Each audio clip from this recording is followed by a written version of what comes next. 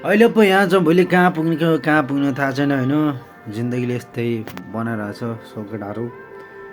त्यही हो सबभन्दा ठुलो कुरा भने पैसा हो होइन। अहिलेको समयमा चाहिँ पैसा चाहिँ कमाउनु पर्छ। अब पैसा छैन त केही छैन जस्तो लाग्छ होइन। अब त्यही हो सबभन्दा ठुलो कुरा नै अहिले चाहिँ पैसै हो होइन। पहिला चाहिँ अब लाग्थ्यो पैसाले सबै कुरा किन्न सकिँदैन, तर सबैभन्दा ठुलो कुरा नै पैसै हो भन्ने उसमा चाहिँ अडिक भएँ म चाहिँ होइन।